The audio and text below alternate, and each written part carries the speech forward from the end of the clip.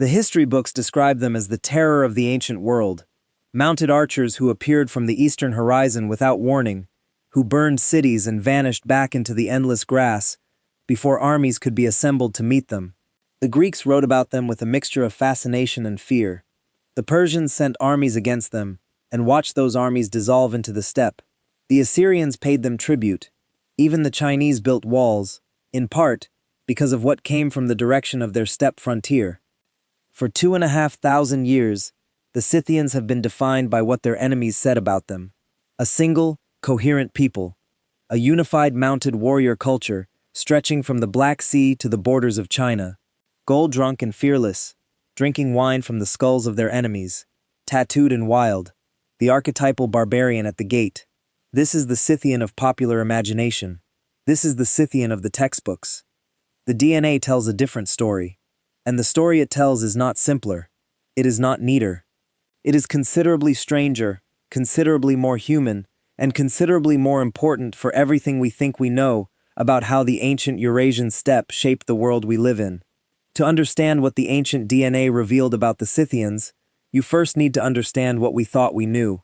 The Scythians emerged as a recognizable archaeological culture in the 8th century BCE, associated with distinctive burial practices, weaponry, and above all a style of animal art, the Scythian animal style, whose swirling predatory imagery appears in gold and bronze from the Danube to the Altai Mountains.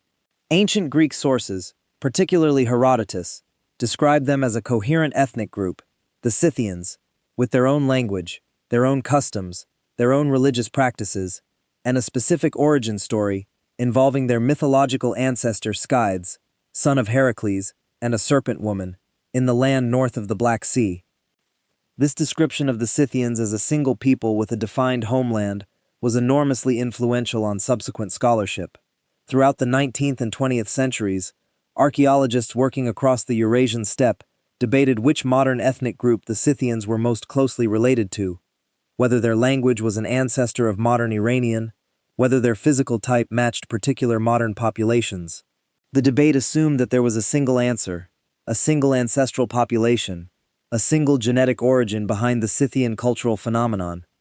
The ancient DNA does not support this assumption, and what it suggests instead is something that changes not just the story of the Scythians, but our entire understanding of how the Eurasian steppe worked as a system. The landmark study of Scythian genetics was published in 2018 in the journal Science Advances, led by researchers including Wolfgang Hock at the Max Planck Institute and a large international team of collaborators working with ancient skeletal material from across the full geographic range of the Scythian cultural world, from Ukraine in the west to the Altai Mountains in the east. The study analyzed ancient genomes from 111 individuals spanning the Scythian period, roughly 700 to 200 BCE, drawn from burial sites across this enormous territory. The results delivered a finding that fundamentally disrupted the single people model. The Scythians, genetically, were not one population, they were several. The Western Scythians, those buried in the great kurgans of the Pontic steppe north of the Black Sea, the ones that Herodotus had personally visited and described, showed a genetic profile dominated by Eastern European steppe ancestry, closely related to the earlier Yamnaya and their successors, mixed with moderate proportions of ancestry from the Caucasus and ancient Iran. The Eastern Scythians, those from the Altai and eastern Kazakhstan, showed a dramatically different ancestry profile, with substantial proportions of East Asian-related ancestry alongside the steppe component, reflecting the different population history of the eastern steppe. In between these two poles, across thousands of miles of grassland, the picture was not a gradient from one population to another, it was a mosaic. Individual burial sites showed combinations of ancestry components that varied enormously from one kurgan to the next. The genetic data suggested that what we call Scythian was not a population at all. It was a culture, a way of life, a shared set of practices and artistic conventions and military technologies that spread across the steppe and was adopted by multiple distinct genetic populations who shared the same mobile pastoralist economy and the same answer to the question of how to survive and thrive on the grass ocean of inner Eurasia. This finding has implications that reach well beyond the specific question of Scythian origins, because it means that the steppe, for thousands of years, functioned as something different from what we had imagined. Not a barrier, not a highway used by a single people moving in one direction, but a network, a connected system of mobile populations that were genetically diverse, that mixed and separated, and mixed again in patterns too complex for any simple origin story to capture, but that maintained enough cultural coherence to present, to outsiders and to themselves, a recognizable shared identity. The Scythian animal style, the swirling gold, the predatory imagery that appears from the Danube to the Altai, was the cultural expression of this network, not the art of one people, but a shared visual language, adopted across an enormous territory by populations who shared an economy and an ecology, but not necessarily a common genetic ancestry. The art traveled faster and further than the genes did. The identity traveled faster than the biology. This is a pattern that the ancient DNA revolution has now documented in multiple contexts across the ancient world, and the Scythians are one of the clearest examples of it. Culture and genes do not always move together. A way of life can spread across populations who are genetically diverse, creating shared identity through shared practice rather than shared descent.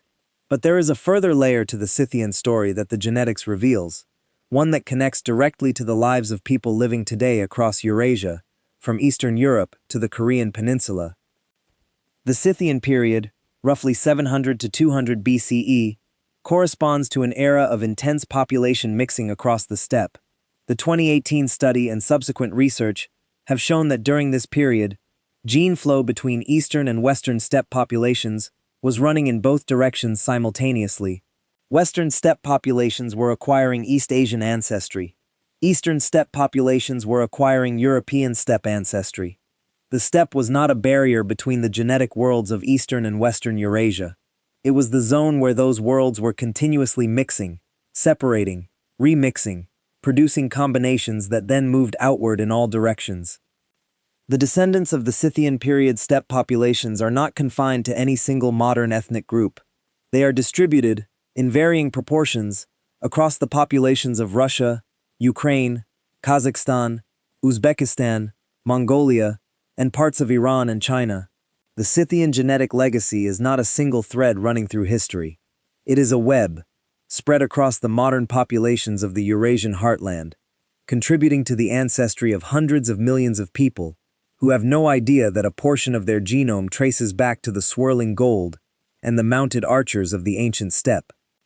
There is one population whose relationship to the Scythians has attracted particular scientific and public attention: the modern Ossetians of the North Caucasus, who speak the only surviving Iranian language indigenous to the former Scythian heartland, have long been proposed as the closest modern descendants of the Western Scythians. The ancient DNA provides partial support for this claim. The Ossetians do show genetic continuity with the ancient Pontic steppe populations that the Western Scythians belong to, but they are also heavily admixed with populations from the Caucasus, from the Near East, and from later steppe migrations. They are not simply Scythians surviving into the modern world. They are what happened to Scythian ancestry over 2,500 years of subsequent mixing, which is to say, they are a complicated, layered, very human result. The burial practices of the Scythians offer a window into the human world behind the warrior reputation. The great kurgans of the Pontic steppe, some of them rising to the height of a 4-story building, contain not just warriors but families. Men buried with their horses and their weapons, yes, but also women buried with equal or greater elaboration. Gold diadems on their heads, mirrors and spindles in their hands, sometimes weapons as well, graves that archaeologists once assumed belonged to male warriors, until the skeletal analysis revealed the bones of women. This is where the DNA intersects with something that changes the entire cultural picture. The Scythian women buried with weapons and horses, the finds that inspired the Greek legends of the Amazons, have now been studied genetically. A comprehensive 2019 study found that approximately 1/3 of the weapon-bearing Scythian burials in the Pontic steppe belonged to women. These were not anomalies. They were not exceptions. They were a systematic feature of Scythian society. The women who rode and fought and were buried with the same equipment as the men were doing so as a regular part of Scythian social life, not as rare exceptions, but as representatives of a social organization in which women participated in mounted warfare to a degree that had no parallel in the ancient Mediterranean world. Herodotus had written about Amazon warriors. His Greek audience had treated this as exotic mythology. The ancient DNA and the archaeological evidence together now suggest that what he was describing, however filtered through Greek assumptions, was a real observation. The warrior women of the steppe were not a legend. They were a demographic reality, encoded in the burial record, visible in the bone and confirmed by the genome. Here is what the full picture of the Scythians reveals, and why it matters, beyond one ancient culture. The Scythians have always been used as a mirror. Every generation that encountered them, from the ancient Greeks to 19th century nationalists to 21st century identity politicians, has found in the Scythians what it wanted to find: a pure race, or a dangerous other, or a noble ancestor, or a terrifying enemy. The Scythians as a concept has been more useful to various projects of identity making than the Scythians as they actually were. What the ancient DNA gives us is the Scythians as they actually were. Not a single people, not a pure origin, not a coherent ethnic group in any modern sense of the term, but a cultural system, a way of life, a shared identity built not on blood but on practice, on economy, on the shared experience of living on the steppe and using it as a world rather than simply crossing it. The men and women buried in those kurgans were genetically diverse. They came from different ancestral populations. They mixed across the steppe in patterns that no single narrative can fully capture. And they shared an identity anyway, expressed in gold and horses, and the angular animal imagery that still strikes us across 25 centuries as unmistakably, powerfully itself.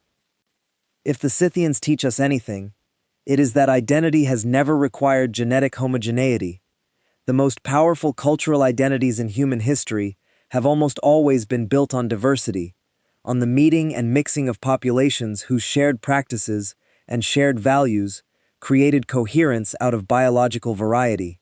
The steppe did this on a continental scale across 1,000 years. The DNA found the diversity. The gold showed us the coherence. Together, they show us something about what human identity actually is, and has always been, underneath the stories we tell about where we came from. The steppe is still there. The grass still moves in the wind from the Black Sea to the Altai. The kurgans still rise above the horizon in Ukraine and Kazakhstan, most of them still unopened, still holding whatever the people inside them carried when they were placed in the earth. Each one a data point in a story that the science is still assembling, still refining, still surprising itself with. The Scythians were never what we thought, because what we thought was simpler, purer, and less interesting than what they actually were. What they actually were is a lesson that the ancient world left buried in the Eurasian steppe, in gold and bone and genome, waiting for a science patient enough to read all three at once. History is not written in the stories nations tell about themselves. It is written in the ground, in the gold, in the genome. And what it says about the Scythians, it says about all of us. We are the products of mixing and movement, and the slow accumulation of ancestry from people we will never know.